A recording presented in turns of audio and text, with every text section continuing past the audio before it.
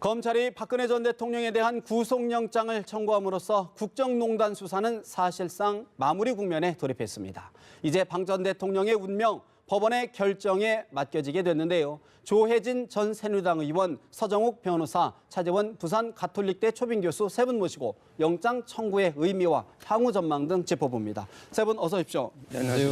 말씀드린 대로 검찰이 박근혜 전 대통령에 대해 뇌물수수, 직권남용, 권리행사 방해 등의 혐의로 사전 구속영장을 청구했습니다. 당초 예상보다 신속한 결정, 판단으로 보이는데요. 서 변호사님, 먼저 검찰 여러 부담이 많았을 것으로 보이는데 사전영장 청구 배경 어떻게 분석하고 계시는지요? 저는 이게 그 일체의 정치적 고려를 제외하면요, 오로지 이게 법과 원칙에 따라 보면 유일한 선택이다 이렇게 보고요. 이 법이라는 게 바로 형사소송법 70조입니다. 거기에 보면 이게 중대한 범죄 혐의가 소명이 되고, 그다음에 증거인멸이나 도주 우려가 있으면 영장이 발부되는데, 이게 검찰에 보면 증거인멸 우려가 있다. 왜 대통령이 부인하고 있기 때문에 그게 그 법이고요. 그다음에 원칙이라는 게 우리 형소법에서 무죄 추정이나 또 이게 불구속수사 원칙도 있지만 가장 중요한 건 이게 법 앞에 모든 국민은 평등하다. 이게 바로 형평성의 원칙이에요. 그런데 이재용 부회장 지금 구속돼 있죠, 두 사람. 그다음에 그 또 정호성 비서관, 그다음에 블랙리스트 5분, 이런 이제 모든 공범과의 형평성을 고려해서 저는 이게 불가피한 선택이었다 이렇게 보고 있습니다. 현재 일각에서는요, 서 변호사님, 그럼에도 불구하고 대통령이 탄핵된 상황이고 정치적인 사형 선고를 받았는데 구속 수사까지 해야 되느냐라는 의견도 있거든요. 어떻게 보시는지요? 그게 바로 이제 그 어떤 정치적 고려, 그게 동정 여론인데요. 아마 이게 그렇게 되면 지금 현재 국민들의 한 80%는 또 이게 구속을 바라고 있거든요. 따라서 이게 그렇게 됐을 때 검찰의 어떤 이게 개혁 요구, 이걸 이게 검찰이 좀 견디기 어려울 것이다 이렇게 보입니다. 어떻게 보십니까, 장 교수님? 저도 뭐 김수남 그 검찰총장이 그저께인가요? 지난주 그 이야기했죠. 출근 시간에 법과 원칙에 따라서 판단하겠다. 그 자체가 뭐 이 정치적 고려를 하지 않겠다는 거 아닙니까? 오직 법리만 보고 하겠다는 뜻이라고 한다면 뭐 당연한 결과가 아닌가 하는 생각입니다. 물론 뭐 우리 앵커께서 말씀하신 대로 이제 파면당한 대통령이고 전직 대통령인데 뭐 이렇게 좀 안타까운 생각을 가질 수는 있겠죠. 그러나 뭐 전직 대통령이 이 지금 사실 구속된 분이 두 분이나 계십니다. 그렇기 때문에 이번에 처음도 아니고요. 그리고 또 지금 이 박근혜 전 대통령이 파면당했다고 해서 가호하다고 이야기할 수 있지만 그러나 그것이 본인의 행위에 의해서 잘못된 행위에 의해서 파면당한 거 아닙니까? 그리고 상당히 그 파면 이유가 뭐 그 지금 헌법재판소에서는 구체적으로 법리적으로 뭐 그 죄의 유무를 따지진 않았지만 상당 부분 실정법을 위반했을 가능성을 상당히 그 인정했던 거 아닙니까? 그렇다고 한다면 바로 그런 여러 가지를 그 감안했을 때 국민 여론이 아마 70%, 80%가 구속이 타당하다고 한 것 자체가 그것이 아마 그 여론의 차원을 넘어서 상식이 아닌가. 그래서 결국은 저는 검찰이 법리 플러스 상식적 판단을 했다. 그렇게 보고 싶습니다. 사실 이제 박 전 대통령 사실상 혐의를 전면 부인하는 취지 그런 태도를 보이고 있는데 그것이 오히려 사전 구속영장 청구의 원인이 됐다. 이런 분석이 있던데 어떻게 보십니까, 조 의원님? 그건 이제 좀 전에 두 분이 설명하신 대로 불구속 여부 결정하는 데 있어 가지고 기본 법 원칙이 그 증거인멸이나 도주 우려가 있는가. 근데 도주 우려는 없지만은 부인하고 있기 때문에 그 바깥에 계신 동안에 재판에 대비해서 불리한 증거는 어떻게든 좀 정리하려고 할 거다. 그는 이제 뭐 인지상정이다 하는 그 점을 이제 감안을 했던 것이고요. 검찰이 그 영장 청구를 하는 경우 또 법원에서 발부를 하는 경우가 이렇게 일단은 법과 원칙에 따라 결정하는 게 맞지만은 그동안의 관례는 법 원칙하고는 좀 다르게 사안의 중대성이라고 해가지고 표현은 사안의 중대성이라고 이야기하는데 또 정확하게 말하면 징벌적 그 측면에서 징벌적 취지에서 영장을 검찰이 청구하기도 하고 법원이 발부하기도 합니다. 그 구속 여부, 실형 여부는 결국 재판에서 결정될 일이지만은 이거는 그 검찰에서 적용하는 형 자체가 굉장히 높은 것이다 할 때는 그 국민적 그런 공분을 생각해서 사전에 좀 어떤 징벌을 미리 좀 가한다는 측면에서 구속하기도 하는데 이 사안 같은 경우에는 분석에 따라서는 기본적으로 뇌물죄, 특가법상 뇌물죄 1억 이상은 무기 아니면 10년 이상이거든요. 거기다 또 혐의가 13가지나 되기 때문에 그걸 다 경합해서 할 경우에는 만약 무기는 아니고 그 유기징역이라고 하면 최상이 이제 30년인데 다른 죄를 뭉뚱그려 가지고 30년에 15년을 절반까지 해서 45년까지 갈 수 있는 사안이기 때문에 너무나 중대하다 하는 그런 점하고 좀 전에 말씀하셨던 대로 다른 이미 구속된 사람들과 형평성 문제인데 이거는 그 사람들은 다 구속돼 있는데 이 구속된 이유가 박근혜 전 대통령을 주범으로 해가지고 종범으로 구속돼 있기 때문에 네. 만약에 이분이 박 전 대통령이 구속이 안 될 경우에는 향후 재판 과정에서도 이 구속돼 있는 사람들의 공소유지, 형평성, 네. 공소유지, 유죄 판결 받는 거 그것도 근본적으로 흔들릴 우려가 있다는 그런 염려가 작용했다고 봅니다. 검찰이 징벌적 요소까지 가미한 것 아니냐라는 분석이신데 서 변호사님, 사실 이제 뇌물죄 혐의 적용을 놓고도 지금 계속 법조계에서는 의견이 좀 분분하지 않습니까? 법원의 1차 판단 좀 조심스럽긴 하는데 어떻게 전망하시는지요? 저는 이게 그 법원에서 아마 영장이 발부될 가능성이 50% 넘다 봐요. 그러게 왜냐하면 지금 크게 세 가지 힘인데 일단 이게 뇌물죄의 경우는 이재용 회장에 대해서 영장이 발부됐잖아요. 근데 뇌물은 필요적 공범이기 때문에 예를 들어 준 사람에 대해서 범죄가 소명됐다 해서 근데 받은 사람은 소명 안 됐다. 이건 이게 논리 모순이잖아요. 따라서 이게 발부될 걸로 보고요. 그다음에 직권남용인데 그것도 이게 안종범 수석이 이미 영장이 발부됐잖아요. 네. 이미 공범으로 발부된 거는 다 소명된 거거든요. 그리고 이게 정호성 비서관도 영장이 발부됐잖아요. 그래서 이게 비밀 누설. 공범자들이 이미 박 대통령이 8개 이상 범죄에 공범으로 적시돼 있고 공범자가 전부 이게 영장이 발부됐다는 말은 범죄가 소명됐다는 뜻이거든요. 그리고 이 영장은 범죄가 증명될 필요는 없어요.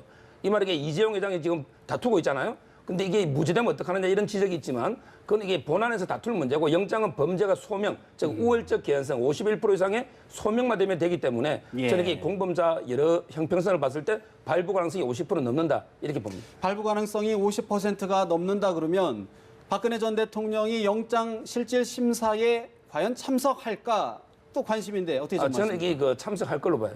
왜냐하면 이게 참석 안 하면요, 이게 그냥 발부해달라는 뜻입니다. 아직 참석 안 해서 발부가 기각된 거를 제가 이게 20년 동안 변호사하면서 본 적이 없어요. 저는 이게 적극적으로 방어권을 행사해서 일단 참석할 걸로 보입니다. 참석은 할 것이다.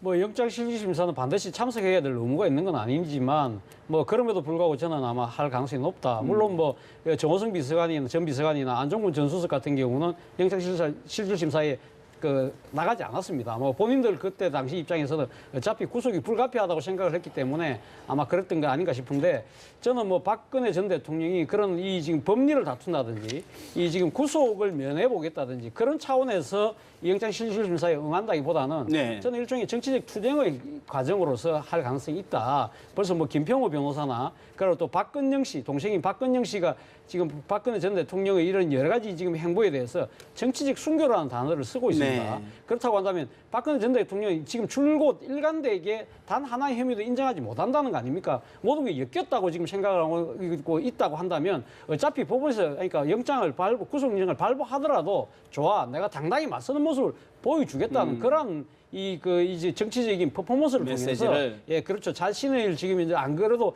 지금 지지하고 있는 강성 친박 지지층들 중심으로 해서 일종의 좀 세를 모아야 될 필요가 있다. 그것이 향후 재판 과정에서도 자기한테 상당히 방어가 될 수 있다는 측면도 있을 거고 네. 또 하나는 정치적 순교를 한다면 순교도 하면 뭡니까? 정치적 재기, 부활을 노릴 수 있다는 측면에서도 아마 당당히 맞서는 모습을 보이지 않을까 하는 생각입니다. 사실 이제 박근혜 전 대통령 자택으로 이제 복귀하면서 반드시 진실은 밝혀질 것이다 이런 이야기를 했는데 조 의원님, 예. 사실 일각에서는 이제 박 전 대통령이 옥중 정치를 할 것이다. 우리 차 교수님도 분석을 해주셨는데 어떤 여러 메시지를 내면서 어떤 정치적 어떤 복선을 깔 것이다 이런 분석이 있거든요. 가능할까요? 그 가능성은 지금까지 해왔던 대로 혐의를 부인하면서 끝까지 법적으로 논리적으로 대결해가지고 법정 투쟁을 벌일 가능성. 또 하나는 이제 태도나 전략을 완전히 바꿔가지고 기본적인 혐의는 시인하면서 여론이나 또는 이제 정치적인 해결을 장기적으로 볼 때 그렇게 도모할 가능성 두 가지가 있다고 보여지는데 예. 지금까지 태도를 보면은 계속 부인을 해왔고 또 청와대에서 나와서 퇴거하시고 난 뒤에도 자택에 도착했을 때 좀 전에 말씀하신 것처럼 진실은 시간이 걸리지만 밝혀진다. 그걸 밝혀내겠다. 그런 취지로 이야기를 하셨고 또 박 전 대통령의 평소 성정을 볼 때 네. 이렇게 바뀔 가능성은 이렇게 높지는 않다고 보지만은 워낙 그동안에 검찰 수사, 특검 조사 또 헌재 탄핵 수사 네. 또 이번에 또 다시 검찰 수사 이 모든 과정에서 일관되게 부인 전략 투쟁 전략으로 온 게 아주 최악의 상황으로 지금 왔거든요. 그래서 가능성은 높지는 않지만 지금쯤은 계속 이렇게 가도 수렁으로 계속 빠져들어가는 것이 좋은 것인가 하는 걸 본인 스스로 한번 좀 생각해 볼 기회는 있고 또 주변에서도 그런 조언을 해볼 수 있다고 생각이 드는 것이 옥중 정치를 말씀하셨지만은 옥중 정치든 그 이후에든 간에 이게 그 수감 생활이 장기화돼 버리면은 힘들어집니다. 방금 말씀드린 대로 최장 이 45년도 갈 수 있는 것이고 또 그 뭐 10년 이상만 가더라도 이 그 안에서 그렇게 오랫동안 있으면 밖에 있는 정치 세력도 다 퇴조돼 버립니다. 그런데 지금은 이제 정치적 사면도 점점 이제 시대 분위기가 그렇겠죠. 쉽지 않은 상황이 돼가지고 네네. 한번 형을 선고받으면은 중간에 그 형이 감형되거나 사면돼서 조기에 석방된다는 것도 점점 힘들어지는 사면제도 자체를 폐지하자는 이야기가 많은 상황이기 때문에 기왕 유죄가 불가피하다고 한다면은 형을 줄이는 쪽으로 그래서 빨리 나와서 형을 줄이는 거는 또 국민적 공감대가 또 있을 수도 있기 때문에 네. 정치 상징적 의미에서 전직 대통령에게 징벌만 가하고 너무 지나치게 가혹한 그건 하지 말자는 그런 여론도 있을 수가 있기 때문에 그렇게 해서 빨리 나와서 네. 그 이후에 자연유로 생활하면서 정치적 영향력을 행사하더라도 밖에 나와 있어야 가능한 거기 때문에 그 점을 마지막으로 고민할 가능성도 저는 전혀 없지는 않다고 봅니다. 형사 재판 절차에 좀 집중할 필요가 있다 그런 예. 말씀이시군요. 서 예. 변호사님. 또 하나 이제 관심이요. 사실 이제 김수남 검찰총장이 사실 고심 끝에 사정구속영장을 청구했는데 박 전 대통령이 임명한 인물이라는 말이죠. 그런 의미에서 거취를 결정할 것 아니냐라는 관측도 나와요. 어떻게 전망하시는지요? 저는 이게 임기를 지키는 게 맞다 보고요. 아마 이게 그분이 2015년 12월 2일 날 임명됐어요. 그럼 이게 임기가 2년이니까 2017년 올해 12월까지인데 저는 이게 그분이 그만둘 이유가 하나도 없다 봐요. 또 이게 예를 들어 박 대통령이 그분을 임명했지만 저는 이게 그 공무원은 어차피 이게 국민 전체에 대한 봉사자지 어떤 게 임명권자에 대한 사적인 사복은 아니잖아요. 저는 이게 그래서 누가 임명했냐 이건 중요한 게 아니고요. 예. 오로지 이게 법과 원칙대로 했으니까 임기도 법과 원칙에 따라 지키는 게 맞다 이렇게 봅니다. 사실 그럼에도 불구하고 그 이제 원론적으로는 맞는 이야기긴 한데 어떤 정서라든가 검찰 내의 분위기, 조직 질서 이런 걸 보면은 그런 부분도 고려할 부분이 없지 않아 싶긴 한데 그렇죠. 뭐 저는 뭐 김수남 그 검찰총장의 사실 거취 자체가 자신한테 지금 달려 있다고 저는 보거든요. 그러니까 지금 뭐 앞서도 말씀하셨지만 뭐 그 박근혜 전 대통령이 자신을 임명했기 때문에 이 자신이 그러니까 임명권자에게 지금 이제 구속영장을 청구하는 그런 상황 자체가 상당히 괴로울 수밖에 없습니다. 그리고 또 박근혜 전 대통령과 김수남 총장과의 또 이 사적인 또 인연이 상당히 또 질깁니다. 자신의 이거 부친이었던 네. 김기택 전 영남대 총장께서 88년도에 총장직을 물러날 때 그때 부정 입학 사건 때문에 물러나면서 그때 당시 사실상 영남대학을 자주의지하던 재단의 이사가 네. 박근혜 전 대통령이었거든요. 그렇게 두 사람이 관계가 안 앙금이 좋은 있다? 앙금이 있다. 네. 그런 측면에서 상당히 부담을 느낄 겁니다. 그런데 그런 부담보다도 더 우리가 중요시하게 봐야 될 부분이 지금 5월 9일 날 새로운 정권이 들어선다는 거죠. 새로운 정권이 들어설 경우에는 아마도 제 생각에 신임 대통령에게 자신의 거취를 내맡기지 않을까 하는 생각입니다. 그렇기 때문에 그것이 만약 정권 교체 형태가 된다고 한다면 아마 새 정권 입장에서는 이 지금 이제 검찰의 그 지금 신뢰도 자체가 지금 바닥에 떨어진 상황 아닙니까? 그렇다고 한다면 새 판을 짜자는 논리로 갈 가능성이 상당히 높습니다. 과거 이전에 보면 이 노무현 대통령 당시에 김종빈 총장도 결국 노무현 대통령이 그 인정은 했지만 그러나 이 검찰 수사 지휘권 발동 과정에서 결국 물러났고요. 임채진 총장도 사실은 그 이명박 정부 때 임채진 총장이 그대로 전임 정권 때 임명받아 왔지만 어떻게 됐습니까? 노무현 전 대통령에 대한 수사에 대한 책임을 지고 또 결국 물러났죠. 줄로 하차를 네. 했거든요. 그렇다고 한다면 아마 그런 이런저런 걸 다 생각을 한다면 김순환 총장이 아마 새로운 정권이 들었으면 일단 자신에게 그러니까 그 정권에게 자신의 거취를 내맡기지 않을까 하는 생각입니다. 김수남 총장의 거취 여부와 관련해서는 사실 이제 우병우 전 수석 또 나머지 롯데, SK 수사 이 부분도 좀 사실은 좀 결부가 돼 있는 것 같은데 조현님 어떻게 보시는지요? 그 수사까지 다 마무리해야 될 그런 이제 직무와 책임이 총장에게 있는 것이고 이번에 박 전 대통령 구속영장 청구도 뭐 결국은 총장의 결단이기 때문에 그 이후에 좀 전에 말씀드린 공소유지 재판에서 검찰이 그 원래 규명했던 그 혐의대로 이제 받아들여지게 해서 법의 정의가 구현되게 하는 그런 문제를 총장이 최종 책임지고 있는데 수사는 아직 완결되지 않았고 기소 그렇죠. 여부도 아직 결정이 되지 않았고 그 후에 공판 절차도 시작되지 않았기 때문에 그 끝날 때까지 어쨌든 이 어마어마한 사건에 대해서 검찰의 총수로서 책임을 안 지고 중간에 물러난다는 거는 그거는 국민들이 용납하기도 힘들고 네. 개인적으로 인지상정상 괴로운 부분은 좀 두 분이 말씀하셔서 충분히 이해가 될 수 있는 부분이지만 이거는 사적 영역, 공적 영역, 공사를 분명히 구분해야 될 부분이고 만약에 여기서 총장이 이걸 자기 개인적 그 인지상정, 정분, 정리 때문에 괴로움 때문에 이걸 사퇴를 한다든지 하면 그거는 영장 청구의 명분도 훼손되는 것이고 네. 자기를 임명한 사람은 그 저기 수사하고 기소하는 게 굉장히 어렵다라는 어떤 일종의 그 정서적 성역을 인정하는 취해복분을 인정하는 그런 꼴 되기 때문에 자기가 담당하고 있는 책임지고 있는 검찰 조직 전체를 흔들어 놓을 가능성이 부담이 줄수 있어서 있는, 예, 그거는 하기 어렵고 이후에 대기업 그 뇌물죄 그 저기 1차 검찰 조사에서는 강요죄를 피해자로 규정했던 검찰이 이번에는 뇌물죄의 공범으로 규정했기 때문에 그걸 규명해야 됩니다. 그 해야 되는 부분이 있고 그리고 이제 우병우 수사 사실은 계속 밀려서 저 구석에 가 있는데 국민들의 관심은 대통령 다음으로 아마 우병우 수사에 가 있을 텐데 검찰 그걸 모르는 게 아니거든요. 이 수사의 결과 여부에 따라서도 검찰의 존립, 국민의 신뢰가 결정된다는 거 말은 안 해도 속으로 다 느끼고 있기 때문에 네. 이 부분에 어쨌든 간에 최선을 없는 죄를 만들어낼 수는 없지만은 있는 죄를 대충 덮어가는 건 불가능하기 때문에 그 부분에 대해서는 최선을 다할 걸로 봅니다. 서 변호사님은 어떻게 보십니까? 사실 저는 이게 우병우 수사에 대해서 검찰이 이게 완전히 포인트를 잘못 짚고 있어요. 예를 들어 이게 뭐 아들 뭐 보직이든 정강 가족에서 비리든 또 이게 개인 수임 비리 이거 본질 아닙니다. 이런 걸로 이게 영장해가 구속해가지고 보여주기에 불과한 거고 그럼 이게 우병우 수사의 가장 큰 문제는 뭐냐? 바로 이 검찰권을 사유화한 거예요. 예를 들어 이게 최순실의 국정농단 한마디로 하면 공권력에 사유하잖아요. 그럼 이게 우병우 수석은 검찰 권력을 사유한 거예요. 이 말이 이게 우병우 수석이 민정수석이라도 구체적인 형사 사건에 대해서 개입하면 안 돼요. 그래서 이 구체적 형사 사건은 검찰총장하고 법무부 장관도 못 해요. 근데 우병우 수석은 정권의 비판적인 수사, 표적 수사를 한다든지 또 이게 세월호 압수수색을 막는다든지 이런 이제 검찰권을 사유한 이걸 조사해야 되는데 이 부분을 조사하려면 자기 살을 도려내야 돼요. 예를 들어 이게 법무부, 검찰부터 압수해야 됩니다. 왜? 통화를 검찰국장하고 1000회 가까이 했잖아요. 총장하고도 몇십 회 했죠? 저는 이게 이 부분 자기 살을 도려내는 검찰 그게 필요한데 지금 완전히 포인트를 잘못 잡고 있다. 이렇게 비판적으로 봅니다. 그렇다 그러면 전망은 어떻게 하십니까? 앞으로 지금 사실 검찰 조직 자체에 존망이 걸렸다는 평가가 많은데 어떻게 보십니까? 그렇죠. 이게 저는 어렵게 보는 게 지금 검찰에 네. 소위 우병우 사단 이 부분이 이게 요직에 자리 잡고 있어요. 건재하다. 근데 그분들을 다 도려내지 않고 이게 수사가 되겠습니까? 저는 상당히 우병우 수석에 대한 수사는 비관적으로 봅니다. 결국에는 우병우 수사에 예. 대한 결론은 어떻게 나는지가 또 검찰 조직의 시금석이 될 수도 있다. 그런 평가신데 사실 이제 박근혜 전 대통령에 대한 영장 청구에 대한 정치권의 반응은 좀 엇갈렸어요. 한국당하고 바른정당은 좀 아쉽다, 유감스럽다 그런 표정인데 오히려 야권에서는 사필 규정이다 이런 반응을 내놨는데요.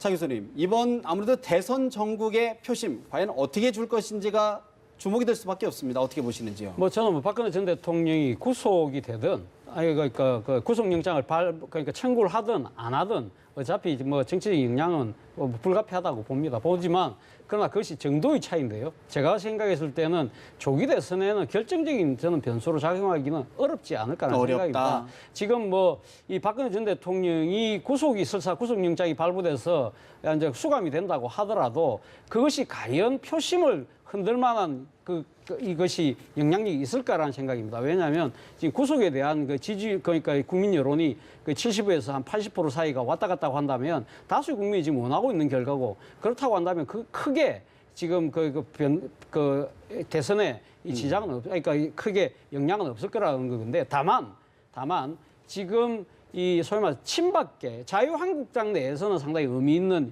이야기들이 좀 오갈 수 있다는 생각입니다. 왜냐하면 지금 뭐 조기 대선 자체는 뭐 누가 후보가 되더라도 지금 본선에서 사실 그 되기가 상당히 쉽지 않은 상황이지 않습니까? 보수 후보 입장에서 그렇다고 한다면 지금 이 박근혜 전 대통령을 지지하는 강성 친박들 입장에서는 자유한국당이라는 이런 정치적 기반 자체는 놓치려고 하지 않을 거기 때문에 아마 뭐 지금 홍준표 지금 후보가 상당히 될 가능성이 상당히 높습니다만은 아마 그 박근혜 전 대통령이 구속되면 상당히 강성 친박계를 중심으로 해서 자유한국당을 사수하려는 그런 목소리가 상당히 높다. 왜? 대선 이후에 재편될 수 있는 보수 진영의 재편 과정에서 분명한 주도권을 잡으려고 아마 할 것이기 때문에 그 부분이 과연 그 박근혜 전 대통령을 지지하는 층들이 얼마나 결집하느냐가 향후 보수 구도 재편에 일종한 상당히 중요한 변수가 작용하지 않을까 생각합니다. 예, 영장이 기각이 되면은 그 이제 태극기 집회에 이제 참여하신 분들이 이제 굉장히 이제 힘을 받겠죠. 테고요. 예, 그 봐라 이제 진실이 이제 하나씩 이제 제자리를 찾아간다 이렇게 하고 또 그것이 이제 친박하고 이제 연계되어 있기 때문에 자유한국당 경선에서는 친박 세력이 좀 더 명분과 힘을 얻어가지고 당내의 그 경선 판도에 미칠 영향이 좀 더 커지고 그 점에서는 뭐 홍준표 지사보다는 김진태 후보가 좀 더 유리하다고 볼 수 있는데 만약 구속이 되면은 한편에서는 또 동정론이 일어나겠지만은 일정 부분 동정론이 일어날 수 있지만은 또 반면에 이쪽 그 보수 진영 쪽에서는 어쨌든 이렇게 명분상 네. 대통령이 저렇게까지 단죄를 당하고 또 그 친박이든 보수 진영이든 뭐 같이 부역한 사람들이다. 또 공범이다. 이런 공채도 시달리기 때문에 이것저것 합해 보면은 특별히 뭐 어디가 유리하다거나 불리하다고 할 수 없을 것 같고 네. 특히 검찰의 검찰권 집행이나 법원의 영장 저 재판 결과가 상식에서 벗어나지 않고 어느 한쪽에 확 치우치거나 무리하지 않고 그냥 네. 상식 선에서 가면은 그 선에서 그냥 영향도 그냥 보편화되는 것 아닌가, 치우치지 않고 큰 변수가 되지 않겠다는 생각이 듭니다. 실제 국민들 입장에서 보면 이제 박근혜 전 대통령이 구속되느냐 안 되느냐 되는 모습을 보면 또 마음이 상당히 흔들릴 개연성이 있지 않나 그렇게 싶습니다. 저도 이게 그 큰 변화가 없을 걸로 봐요. 왜냐하면 이게 대통령 탄핵 결정이 나면 엄청난 변화가 있을 거로 말했지만 실제 지지율 사당 체제에서 큰 변화 없었거든요. 뭔가 이게 예측 못한 결과가 나올 때 변화가 있는 거지. 지금 이게 대통령 탄핵이든 또 이게 구속이든 네. 대부분의 국민의 한 7, 80%는 예측이 가능한 이미 그런 지지율에 반영돼 있다 봐야죠. 그래서 이게 큰 변화가 없을 걸로 없을 봐요. 것이다. 예. 사실 이제 지금 이 시각 이번 대선 전국에 향배를 가를 민주당 호남 지역 경선이 진행되고 있습니다. 오후 6시 반쯤이면 이제 개표 결과가 발표된다고 하는데 정치권은 물론 많은 국민들의 시선이 몰려 있습니다. 민주당 추미애 대표의 이야기 먼저 들어보십니다. 네, 이번 주면 대체로 각 당의 후보들의 윤곽이 드러난다고 합니다. 명색이 공당 경선임에도 불구하고 더불어민주당 후보를 누가 더 잘 헐뜯는지 시합을 하는 것 같습니다. 금도를 넘어선 막말과 허위사실 유포에 대해서는 향후 법적 조치가 될 수 있음을 분명히 경고합니다. 민주당 추미애 대표의 이야기 들어보셨는데 차 교수님 아무래도 이번 민주당 호남 경선 이른바 문재인 전 대표의 대세론을 확인할 수 있느냐 무너지느냐 이거를 좀 확인하는 자리가 될 것 같은데 어떻게 보시는지요? 그렇죠. 결국 오늘 뭐 민주당 호남 경선에서의 최고의 그 관전 포인트는 문재인 후보가 과연 과반 득표를 하느냐 그것이 아닐까 하는 생각입니다. 사실 지난 주말 우리가 다 봤습니다만은 국민의당이 상당히 흥행에 성공했습니다. 그리고 아울러서 국민의당의 안철수 후보가 60%가 넘는 압도적 지지를 했습니다. 그 지지를 받았습니다. 그렇다고 한다면 과연 지금 호남의 표심은 그러면 문재인 대세론이 아니라 또 다른 지금 후보에 대해서 좀 지금 움직이고 있는 것이 아닌가 그런 생각이 상당히 새로운 지금 욕구가 있는 거 아니냐? 욕구가 있는 것이 아니냐 하면서 소위 말하는 제2의 안풍이 지금 일어날 수 있다는 그런 이야기가 지금 스물스물 나오고 있는 상황이거든요. 그렇다고 한다면 문재인 후보 입장에서는 당내 경선도 경선이지만 향후 본선인 차원에서라도 호남에서의 그 민심을 내가 확실히 확보하고 있다는 부분을 오늘 표로서 보여줘야 되는데 그 기준치는 50%보다는 좀 더 올라간 55%. 뭐 좀 내심 욕심을 네. 내면 한 60%까지 내가 얻어야 되겠다는 것이 아마 문재인 전 후보 측의 아마 계산인 것 같습니다. 그러나 과연 그것이 실제적으로 나올 것이냐는 네. 조금 아직까지는 좀 지켜봐야 될 대목이 있습니다. 왜냐하면 지난주 상당히 논란이 빚어졌던 전두환 표창 논란이라든지 또 뭐 부산 대통령 논란 그리고 또 현장 투표의 경선 결과가 사진이 유출되면서 문재인 후보 측이 의도적으로 흐른 거라는 그런 여러 가지 이야기들이 나오면서 당내의 네거티브 공방이 상당히 가열화되지 않았습니까? 네. 이러한 부분들에 대해서 이 지금 이제 전통적인 야권 지지층인 호남민들이 과연 어떻게 바라보고 있느냐 이것이 오늘 하나 나오는 하나의 중요한 이 가늠자가 될 수 있다는 측면에서 그 부분을 네. 눈여겨봐야 되지 않을까. 차 교수님 이제 55%는 좀 넘어야 아니요, 50%만 넘어도 되는데, 되는데 55%는 문재인 전 대표 입장에서 네. 본다고 한다면 55%, 60%까지 욕심을 낸다는 이야기죠. 조 교수님은 어느 정도를 사실 이제 문재인 후보 입장에서는 봤을 때 어느 예. 정도를 해야 그래도 이게 대세론이다 이걸 좀 확인할 수 있을까요? 어떻게 전망하십니까? 대세론이라고 한다면 55% 넘어야 될 것 같고요. 50%를 넘으면은 그래도 조금 이제 안심할 수 있는 상황이고 대세다 하려면 55% 넘어야 되는데 지금 오늘 그 투표 결과가 호남 민심이 이제 어느 쪽이냐를 보여주는 하나의 이제 시금석도 될 수 있는 것이 그저께 국민의당 후보의 국민의당. 안철수 후보 그 결과는 호남에 건재한 문재인 불가론을 보여주는 겁니다. 네. 문재인은 안 된다. 안철수한테 힘을 실어줘 볼 테니까 문재인 한번 꺾어봐라. 이건데 오늘 만약에 문재인 후보가 55% 이상 온다면은 또 한편의 호남의 민심은 문재인 대세론이라는 거거든요. 만약 그렇지 못한다면은 50% 이하로 떨어진다고 하면은 호남 민심은 문재인 불가론에 조금 더 무게가 이게 같다고 볼 수 있고, 그 문재인 후보도 또 뭐 55% 이상 올라간다면 호남 민심이 양분돼 있는 거죠. 한쪽은 문재인 절대 안 된다, 한쪽은 문재인밖에 없다. 이거는 이제 호남 민심도 쪼개졌다고 볼 수 있는데 지금까지는 문재인 후보가 대세론을 밀고 왔지만은 요 근래의 상황은 상당히 좀 어려운 상황이다라고 보여집니다. 조금 전에 차 교수님 말씀하신 여러 가지 그 악재, 그런 설화 악재도 있었고 또 그 영향도 있어가지고 그 호남에서만 한 14%까지 뭐 여론조사 결과에 따라 좀 다르지만은 갤럽에서 14%까지 쭉 빠진 점이 있고. 좀 전에 말씀드린 대로 그저께 안철수 바람이 부른 거는 호남의 적어도 일부는 확실하게 문재인 불가론이다. 문재인 꺾을 사람한테 힘 실어주고 있다라는 걸 보여주고 있어가지고 문 후보로서 이제 상당히 긴장하는 것 같은데 그런 반면에 또 친문 문재인 대세론의 열렬 지지자들은 또 그 위기감 때문에 또 결집할 수 있을 것 같은데 그 결과가 어떻게 나타날는지 좀 사실 이제 흥미진진합니다. 또 하나 이제 관전 포인트가 과연 2위 싸움을 누가 어느 정도의 득표율로 2위를 할 것인지도 궁금한데 우리 서 변호사님 어떻게 관전하겠습니까? 저는 이게 오늘 그 민주당 호남 경선의 세 가지 포인트로 보는데요. 첫째는 이제 어제 국민의당이 9만 2천 명 상당히 흥행을 했잖아요. 과연 이게 그 선거인단은 27만이 넘지만 얼마나 이게 투표에 참여해서 흥행할 것인가 이게 첫째 포인트고요. 그다음에 두 번째 문재인 후보가 과연 얼마나 할 것인가. 저는 이게 한 60은 가야지 뭔가 이게 대세가 될 것 같아요. 왜냐하면 이게 여론조사를 보면 호남에서 가장 격차가 많았어요.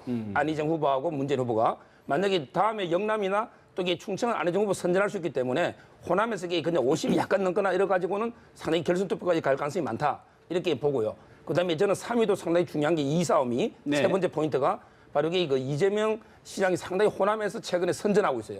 우리 다른 지역은 안희정 후보가 2등이지만 호남에게 여론 보면서 엎치락뒤치락하고 있기 때문에 실제 그 이재명 시장이 만약 호남에서 2등을 하면 상당히 다크호스로 떠오를 수 있다 이렇게 봅니다. 사실 이제 현재 지금 여론조사를 보면요, 차 교수님, 안희정 지사가 2위, 이재명 성남시장이 이제 3위 민주당 내에서요. 그런 것인데 현장에서는 이재명 성남시장의 조직표가 만만치 않다 이런 분석이 나온단 말이죠. 가능성 있을까요? 그러게요. 저도 뭐 이 싸움도 상당히 지금 하나의 그 관전 포인트라고 보는데요. 좀 안희정 지금 후보 같은 경우는 지난번 네거티브 논란이 휘말리면서 사실 어떻게 보면 이 지금 친문 세력들한테 상당히 문자 폭탄도 받고 상당히 어떻게 외로운 싸움을 하고 있는 그런 측면이 있는 거거든요. 이재명 지금 후보 같은 경우는 강한 선명성을 바탕으로 하고 있기 때문에 만약에 지금 호남의 지지층이 호남의 민주당 지지층이 상당히 어떻게 보면 이 상당히 선명성이라는 가치가 좀 더 어필될 수 있다. 그런 측면에서는 보면 이가 어떻게 보면 이제까지 우리가 쭉 목대왔던 여론조사 결과와는 달리 이 지금 당내 투표다 보니까 이재명 성남시장이 2로 올라오면서 만약에 문재인 후보와의 격차를 한 15% 정도로 따라잡게 된다고 한다면 그것도 상당한 또 이변으로 작용되면서 아마 향후 이 경선 판도에도 상당한 큰 이 요소로 작용되지 않을까 생각해요. 사실 이제 이재명 성남시장이 2위를 한다면 정치 평론하는 것도 굉장히 좀 복잡해지는 양상이 될 것 같은데 사실 어제 국민의당 경선 결과 예상 밖의 흥행을 거뒀다라는 평가가 많이 있습니다. 안철수 후보 호남권에서 압도적인 승리를 이어가고 있는데요. 박지원 국민의당 대표 이야기 먼저 들어보십니다. 국민들이 기대했던 것보다도 훨씬 아름다운 경선을 했습니다. 결과에 상관없이 끝까지 완주하겠다고 하는 세 분 후보에게 당을 대표해서 감사의 말씀을 올립니다. 한국에서는 특정 후보를 지나치게 홍보하는 것을 자제해 주시고.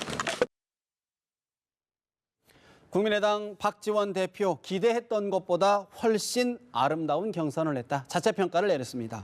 조 의원님, 사실 이제 어제 주말에 어떤 국민의당 경선을 보면서 제2의 안철수 돌풍을 예감하시는 분들이 적지 않아요. 어떻게 보십니까? 결국 그거는 그 문재인 대항마로서 호남의 상당 그 여론은 안철수 후보를 기대하고 있다는 것이고 그런데 당 내에서 안철수 후보의 기반이 조금 흔들리는 부분이 있었지 않습니까? 전당대회에서도 자기 사람들 제대로 당선 못 시키고 원내대표 경선에서 당선 못 시키고 그걸 보면서 혹시라도 이게 좀 뒤집힐 가능성을 우려해가지고 안철수 후보를 지지하는 사람들, 특히 문재인 대항마로서 기대하는 사람들이 대거 투표에 참여해가지고 이런 이제 그 이변이 일어났던 것 같고요. 네. 안철수 후보는 그런 점에서 호남에서 이런 그 바람은 지금 두 번째 이제 좀 일으키고 있다고 보여요. 총선 때 한번 크게 일어났고 이번에 또 다시 이제 일어나는 것인데 기본적으로 이건 이제 안철수 후보 개인에 대한 평가가 그렇게 높다고 볼 수 없습니다.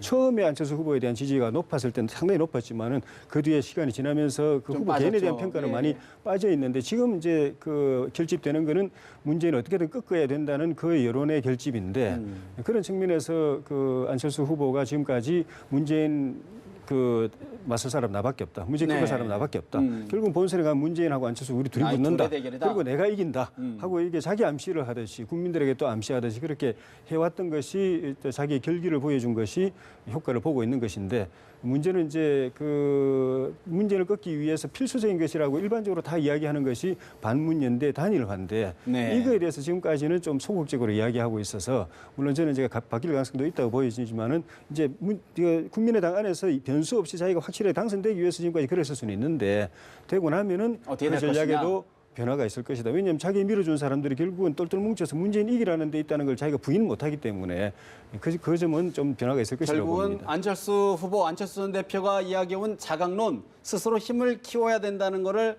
후보가 된 이후에도 계속 밀고 나갈 수 있겠느냐, 여기에 좀 관심이 모여든다는 이야기인데 차 교수는 어떻게 전망하시는지요? 그렇죠. 뭐 안철수 후보 입장에서는 지금 이제 자강론을 이야기할 수밖에 없는 상황입니다. 자신이 지금 딛고 있는 정치적 기반이 호남이지 않습니까? 그런데 지금 이제 연대의 대상으로 거론되고 있는 후보가 정당이 바른정당 물론 뭐 박근혜 전 대통령이 탄핵을 이뤄내는데 상당히 앞장섰습니다만은 그럼에도 불구하고 박근혜 전 대통령과 이 국정을 그대로 한동안 같이 해왔지 않습니까? 그렇죠. 그리고 또 더 나아가서는 지금도 박근혜 전 대통령이 이 지금 당직을 갖고 있는 자유한국당하고도 지금 손을 잡을 수밖에 없는 그런 상황이라고 한다면 과연 호남 민심이 이걸 어떻게 바라보겠습니까? 그렇기 때문에 지금 안철수 후보 입장에서는 당연히 지금 현재에서는 자강론을 이야기할 수밖에 없는 거죠. 바로 어제가 지난 주말에 상당히 그 호남민들이 보여줬던 그런 안철수 후보에 대한 지지도 따지고 보면 그런 이 바깥의 그런 이 연대론에 흔들리지 않고 자강론에 대한 아마 높은 점수를 준 것이 아닌가 하는 생각입니다. 근데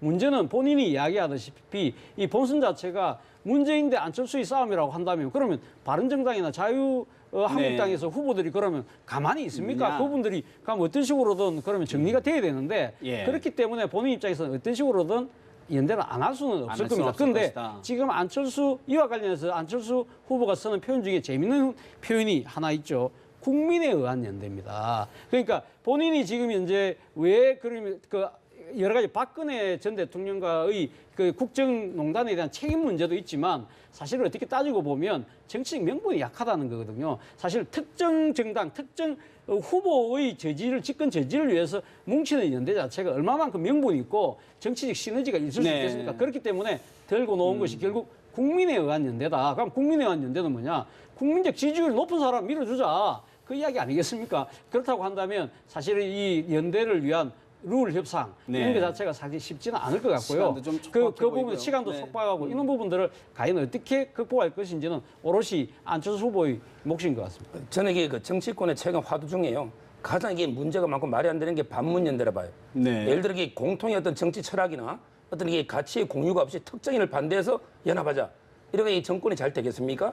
저는 이게 국민의당하고 자유한국당이 또 이게 무엇을 근거로 연합합니까? 정말 이게 정치 이념이나 철학이 많이 틀리잖아요. 따라서 이게 저는 특정인을 반대하는 반문연대 이거는 오로지 정권을 잡기 위한 연대. 이거는 이게 호남 민심이 허락하겠습니까? 국민의당하고 자유한국당이 연합하면 저는 이게 정말 이루어질 수도 안 되고 이루어질 수도 없다. 이렇게 보고 있고요. 네. 그러면 안희정 지사가 이야기하는 대연정에 대한 지지가 올라가는 이유는 뭘까요? 그러면요. 저도 이게 대연정도 마찬가지예요. 그것도 이게 본선 전략은 몰라도 저는 경선 전략으로는 실패했다. 특히 이게 호남에서. 왜냐하면 이게 야당은 가장 호남이 중요한데 호남 민심이 과연 이게 자유한국당하고 대연정하자. 그래서 이게 안희정 후보가 호남에서 고전하는 거 아닙니까? 저는 그렇게 보고 있습니다. 알겠습니다. 어떻게 보십니까? 지금 전에 반문연대라는 거는 형식상은 구조상으로는 문재인과 나머지 세력이지만은 실질적으로는 철학이 틀립니다. 문재인 후보는 패권 정치를 뭐 본인은 그렇게 이야기 안 예. 하지만은 누구나 다 그쪽은 이제 친문 패권 정치가 다시 부활할 거라고 보고 특히 그 문재인 후보 내세우는 적폐 청산이라든지 적폐 세력 청산이라든지 이런 것들이 예. 패권을 딱 쥐고서 그냥 파죽지세로 뭐 밀어붙이는 걸 이제 전제로 하고 있고 또 그쪽에 뭉쳐 있는 세력들이 외부하고 타협하다든지 협상한다든지 상대방의 존재를 인정한다든지 이런 것보다는 생각이 다르면은 그냥 그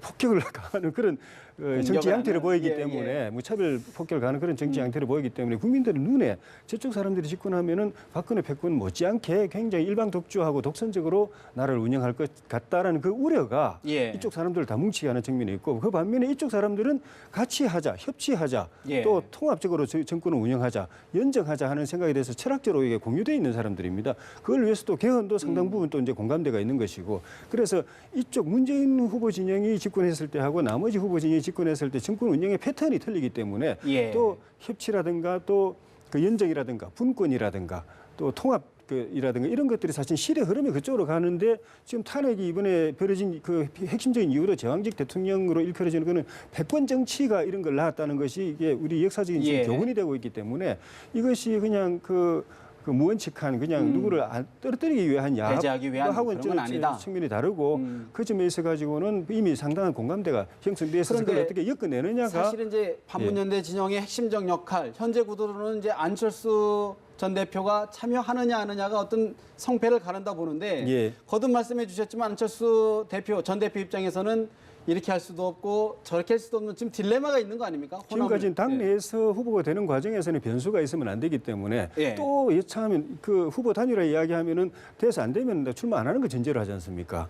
그럼 다시 철수하는 거거든요. 네. 지난번 철수했는데 또 철수할 가능성을 비치는 것 자체가 이 당내 경선에서 그거는 이게 안 되는 누수가 전략이고. 되기 때문에 그건 말할 수가 없습니다. 예. 자강론 이야기할 수 있고 독자 출마 이야기할 수밖에 없고 완주 이야기할 수밖에 없는 것인데 이제 후보가 되고 나면은 자기를 밀어준 사람들의 생각이 뭐냐가 중요합니다. 일단 되는 게 우선이다. 너가 너 무조건 너 혼자 가라.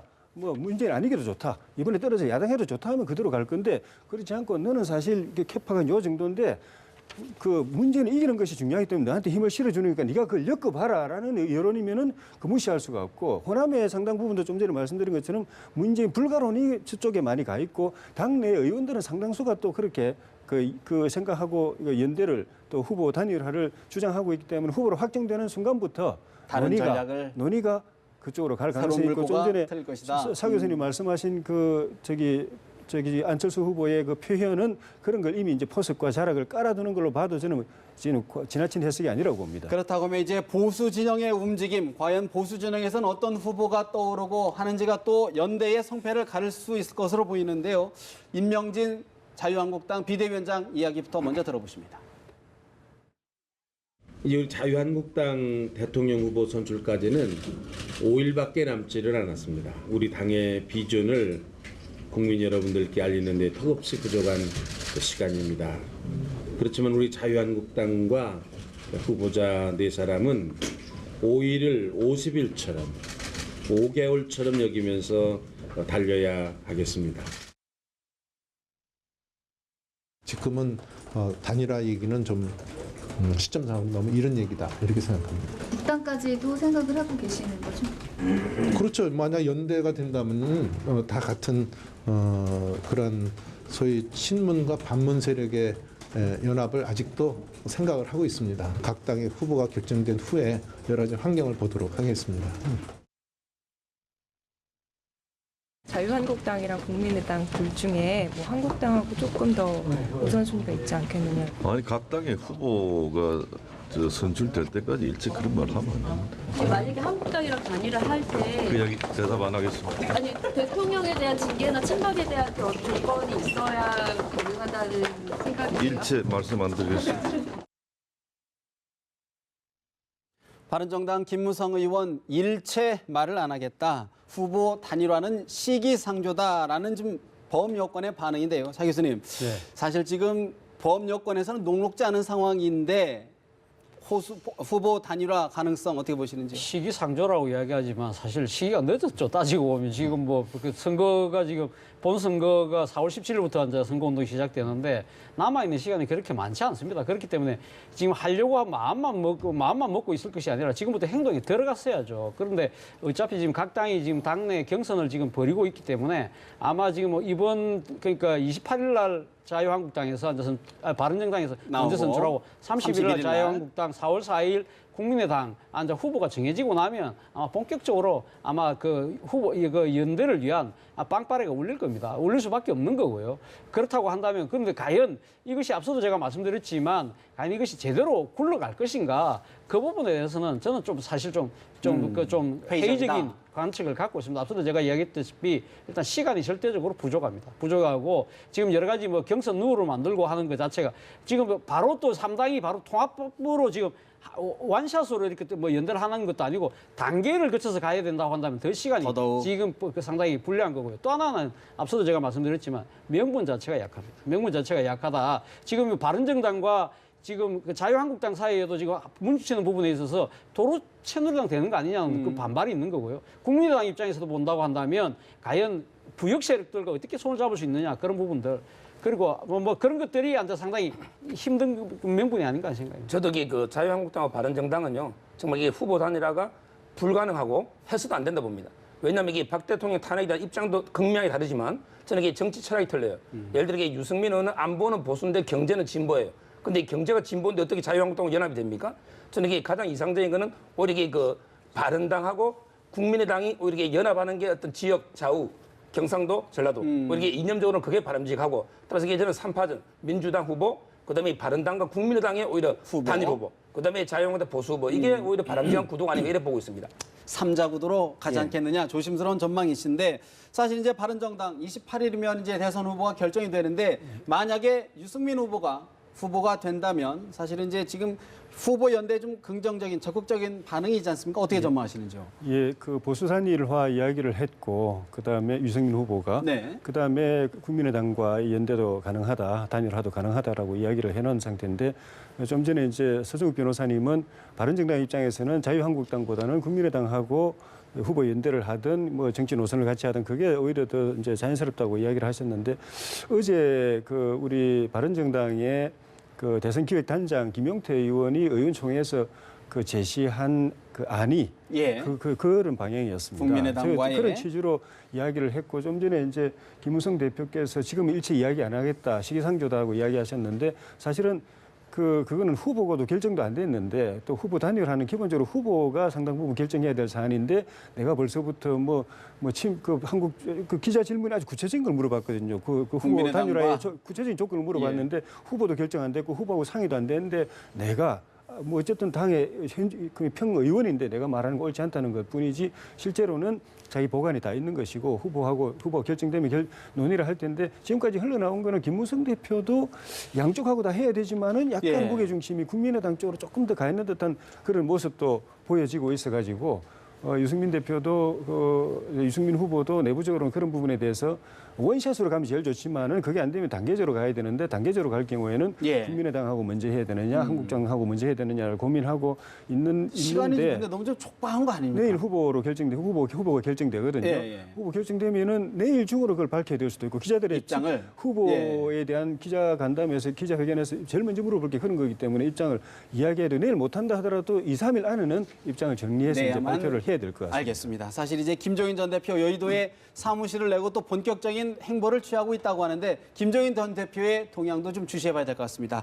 오늘 대담은 여기서 마무리를 해야 될 것 같습니다. 지금까지 서정욱 변호사, 조혜진 전 새누리당 의원, 차재원 부산 가톨릭대 초빙 교수 세 분과 정치 현안 짚어드렸습니다. 말씀 잘 들었습니다.